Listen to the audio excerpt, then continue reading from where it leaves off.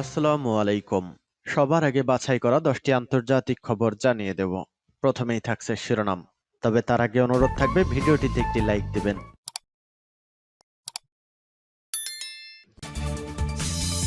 Israel ফিলিস্তিন পুরোদমে যুদ্ধ চলছে, জানিয়ে দেব আমাদের হাতে থাকা যুদ্ধের সর্বশেষ গুরুত্বপূর্ণ আপডেট। আন্তর্জাতিক সংবাদ, হিজবুল্লাহ হামাসকে রক্ষা করবে, গাজার দখলেও ব্যর্থ হবে ইসরায়েল, হামাসকে রক্ষা করার দায়িত্ব নিয়েছে হিজবুল্লাহ।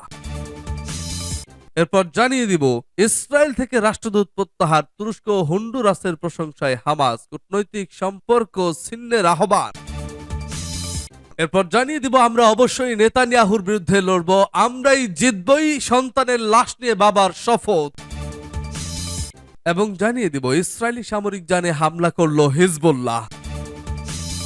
সর্বশেষ জানিয়ে দিব ফিলিস্তিনের পক্ষে যুক্তরাষ্ট্র লাখো জনতার বিক্ষোভ। শুনছিলেন সংবাদ শিরোনাম, এখন বিস্তারিত। তবে তার আগে অনুরোধ, ভিডিওটিতে লাইক এবং কমেন্টস করে জানিয়ে দিন এই ভিডিও সম্পর্কে আপনার মূল্যবান মতামত। হামাসকে রক্ষা করার দায়িত্ব নিয়েছে হিজবুল্লাহ, হিজবুল্লাহ হামাসকে রক্ষা করবে, গাজার দখলেও ব্যর্থ হবে ইসরায়েল। লেবাননের ইসলামী প্রতিরোধ আন্দোলন হিজবুল্লাহ ইহুদিবাদী ইসরায়েলকে হুঁশিয়ার করে দিয়ে বলেছে, ফিলিস্তিনের ইসলামী প্রতিরোধ আন্দোলন হামাসকে ধ্বংস হতে দেবে না হিজবুল্লাহ। সংগঠনটি রোববার নিজের ভেরিফাইড টেলিগ্রাম চ্যানেলে দেওয়া এক বিবৃতিতে এই হুঁশিয়ারি দিয়েছে। হিজবুল্লাহর বিবৃতিতে বলা হয়েছে, গত রাতে ইসরায়েলি যুদ্ধমন্ত্রী ইয়ভ গ্যালান্ট গাজা উপত্যকায় দখলদার সেনাদের স্থল অভিযানের চূড়ান্ত লক্ষ্য ঘোষণা। সেই লক্ষ্যটি হচ্ছে হামাসের অস্তিত্ব ধ্বংস করে দেওয়া। কিন্তু এ ধরনের লক্ষ্য নির্ধারণের সমস্যা হলো এর মাধ্যমে যুদ্ধ জয়ের দাবি করা সম্ভব হয় না। গ্যালান্ট যে লক্ষ্য নির্ধারণ করেছেন তা অর্জন করতে হলে হামাসের সকল শীর্ষ নেতাকে হত্যা করতে এবং অবশিষ্ট যোদ্ধাদের আত্মসমর্পণে বাধ্য করতে হবে। হিজবুল্লাহর বিবৃতিতে বলা হয়েছে, যদি ইসরায়েলি সেনাবাহিনী তা করতে ব্যর্থ হয় তাহলে তাদের লক্ষ্য অর্জিত হবে না এবং ইসরায়েল যুদ্ধ জয়ের দাবি করতে পারবে না। যদি গোটা গাজা উপত্যকাও ধ্বংস হয়ে যায় এবং হামাসের অন্তত 20,000 যোদ্ধাও নিহত হয়, তারপরও তেল আবিব গাজা যুদ্ধে জয়ী হওয়ার দাবি করতে পারবে না। হিজবুল্লাহ আরো বলেছে, শেষ পর্যন্ত যদি হামাস স্থানীয় নেতাদের জীবিত রাখার পাশাপাশি হামাসের যোদ্ধাদেরকে অক্ষত রেখে ইসরায়েলকে গাজা উপত্যকা ত্যাগ করতে হয়, তাহলে কার্যত তেল আবিব যুদ্ধে পরাজিত হবে। সে অবস্থায় হামাস এই বলে বিজয়ের দাবি করবে যে ইসরায়েল তার ঘোষিত লক্ষ্য অর্জন করতে পারেনি। বিবৃতিতে আরো বলা হয়েছে, কিন্তু এইসব হিসাবের বাইরে ইসরায়েলের সামনে যে বড় বাধাটি রয়েছে সেটি হচ্ছে হিজবুল্লাহ। ইসরায়েল যদি সত্যিকার অর্থে গাজা সিটি দখল করার মূল্য পরিশোধ করার সিদ্ধান্ত নিয়ে থাকে, তাহলে হামাসের নেতাদেরকে হত্যা করার মতো যুদ্ধাস্ত্র জনবল তার আছে। কিন্তু হিজবুল্লাহ যখন হামাসকে বাঁচিয়ে রাখার সিদ্ধান্ত নিয়েছে, তখন গাজা দখলের ইসরায়েলি বাসনা অপূর্ণ থেকে যাবে। ইসরায়েল যেমন হামাসের নেতৃত্বকে ধ্বংস করার সিদ্ধান্ত নিয়েছে, তেমনি হামাসকে রক্ষা করার দায়িত্ব নিয়েছে হিজবুল্লাহ। বিবৃতিতে আর বলা হয়েছে, সেই নিরিখে যেই মুহূর্তে মনে হবে হামাসের অস্তিত্ব বিপন্ন হয়ে পড়ছে, সেই মুহূর্তে হিজবুল্লাহ তার সমস্ত শক্তি নিয়ে যুদ্ধে ঝাঁপিয়ে পড়বে। কিন্তু তার আগ পর্যন্ত হিজবুল্লাহ নিজকে লেবানন সীমান্তে সীমিত আকারের অভিযানের মধ্যে আটকে রাখে। সেখানে ক্ষতি হলো কিংবা কত অর্জিত হলো সেটা গুরুত্বপূর্ণ বিষয় নয়। হিজবুল্লাহর বিবৃতির শেষ বাক্যে বলা হয়েছে, ইসরায়েলি সেনাবাহিনীর সামনে 1-2টি পথ খোলা রয়েছে: পরাজয় স্বীকার করে গাজা ত্যাগ করা অথবা লেবাননের বিরুদ্ধে যুদ্ধ করার প্রস্তুত থাকা। সূত্র পার্স টুডে।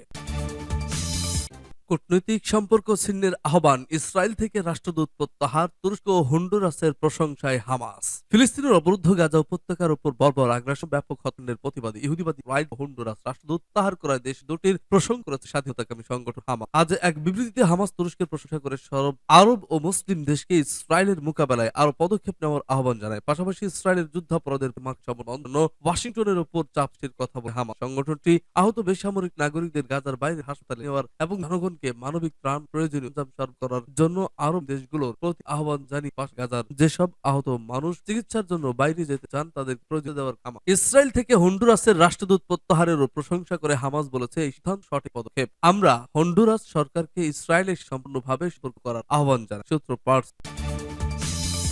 আমরা অবশ্যই নেতানিয়াহুর বিরুদ্ধে লড়বো, আমরা জিতবই, সন্তানের লাশ নিয়ে বাবার শপথ। আমরা অবশ্যই নেতানিয়াহুর বিরুদ্ধে লড়বো, আমরা জিতবই, সন্তানের লাশ নিয়ে এমন শপথই পাঠ করলেন এক ফিলিস্তিনি বাবা। গাজা উপত্যকায় ইসরায়েলি বাহিনীর হামলায় সন্তান নিহত হয়েছে। তিনি আজ শিফা হাসপাতালে সন্তানের লাশ নিয়েই এই সংকল্প ব্যক্ত। তার নাম সালামা মারুফ। তিনি গাজা ভিত্তিক ফিলিস্তিনি প্রতিরোধ আন্দোলন হামাস সরকারের মিডিয়া অফিসের প্রধান। তিনি রোববার ক্যামেরার সামনে লাশ দেখিয়ে কাজ করে বলেন, আপনারা যা দেখছেন সেটা সেটাই বলেন ইসরায়েলি নেতারা কাজ তারা এসব লোককে হত্যা করে বলছে তারা অবকাঠামোতে হামলা করছে। এ মাস বাচ্চাটিকে দেখুন, সে কি ইসরায়েলের প্রতি হুমকি ছিল? ইসরায়েল শনিবার রাতেও গাজায় ভয়াবহ বোমা হামলা চালায়। গাজা উপত্যকায় নবজাতকদের জীবন মারাত্মক হুমকির মুখে পড়েছে। সেখানে ইসরায়েলি হামলায় বিভিন্ন হাসপাতাল ও ঘর বাড়িতে পরিণত করা হয়। নারীদেরকে অনেক ক্ষেত্রে বিভিন্ন রাস্তায় সন্তান প্রসব করায় এমন পরিস্থিতি জাতিসংঘের বেশ কয়েকটা যৌথ বিবৃতিতে একথা জানিয়েছে। যৌথ বিবৃতি দেওয়া সংস্থাগুলোর মধ্যে রয়েছে জাতিসংঘ শীর্ষ তহবিল, United nation relief and work agency for Palestine refugees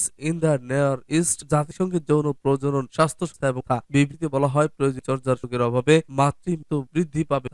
এদিকে নানা কারণে নবজাতকের জীবন একটি সুতোয় ঝুলে থাকে। যদি হাসপাতালের প্রয়োজনীয় সামগ্রী শেষ হয়ে যায় তাহলে নিবিড় পরিচর্যা পরিষেবার উপর প্রায় একটি জীবন অকালে হুমকির।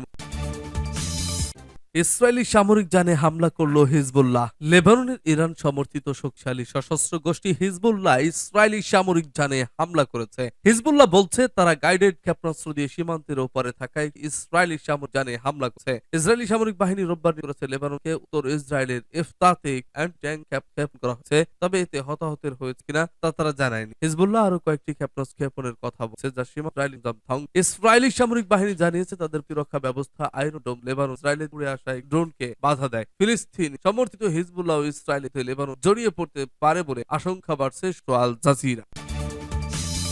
ফিলিস্তিনের পক্ষে যুক্তরাষ্ট্রের লাখো জনতার বিক্ষোভ। ফিলিস্তিনের অবরুদ্ধ গাজা উপত্যকায় ইসরায়েলের নির্বিচারে হামলা বন্ধে যুদ্ধবিরতির দাবিতে যুক্তরাষ্ট্রের ওয়াশিংটনের রাস্তায় নেমে তীব্র ক্ষোভ জানিয়ে বিক্ষোভ করেছেন হাজার হাজার শান্তিকামী মানুষ। শনিবারের এই বিক্ষোভে তারা ইসরায়েলকে অন্ধ সমর্থন দেওয়ায় মার্কিন প্রেসিডেন্ট জো বাইডেনকে ফিলিস্তিনের গণহত্যার জন্য অভিযোগ দেন খবর আল জাজিরা ও রয়টার্স ও বিবিসির। টানা প্রায় এক মাস ধরে চালানো ইসরায়েলের হামলায় নারী ও শিশু সহ এখন পর্যন্ত 9,500 ফিলিস্তিন নিহত হয়েছেন। এই হত্যাযোগ্য বন্ধে যুদ্ধবিরতির দাবিতে যুক্তরাষ্ট্রের রাজধানী ওয়াশিংটনে বিক্ষোভকারীরা শনিবার হোয়াইট হাউসের কাছে সবচেয়ে বড় বিক্ষোভে অংশ নেন। এই বিক্ষোভ হোয়াইট হাউসের কাছে ফ্রিডম প্লাজা থেকে পূর্ব দিকে ইউএস ক্যাপিটলের দিকে বেশ কয়েকটি ব্লক পর্যন্ত ছড়িয়ে পড়ে। এ সময় কেউ কেউ ইসরায়েলের প্রতি প্রেসিডেন্ট জো বাইডেনের অন্ধ সমর্থনের তীব্র সমর্থন করেন। বিক্ষোভকারীরা ফিলিস্তিনি পতাকা ও প্লাকার্ডও বহন করেন। এসব প্লাকার্ডে প্যালেস্টাইন লাইভস ম্যাটার, এক গাজা অবসান ঘটা এর মতো স্লোগান লেখা ছিল এবং বিক্ষোভে সাধারণের ক্ষোভ ছিল লক্ষ্য। তারা বাইডেন আপনি লুকাতে পারবেন না, আমরা আপনাকে গণহত্যা দিচ্ছি বলেও স্লোগান দেন। ইসরায়েলের নিরবিচ্ছিন্ন বোমা বর্ষণের কারণ গাজায় গণহত্যা ক্রমাগত বলে হুঁশিয়ারি দিয়েছেন জাতিসংঘের বিশেষজ্ঞরা। জাতিসংঘের জেনোসাইড কনভেনশন এ গণহত্যার সংখ্যায় একটি পুরো জাতি বা এর অংশ জাতিগত বা ধর্মীয় গোষ্ঠীকে সম্পূর্ণ বা আংশিকভাবে ধ্বংস করার উদ্দেশ্যে সংগঠিত কর্মকাণ্ডকে উল্লেখ করা হয়।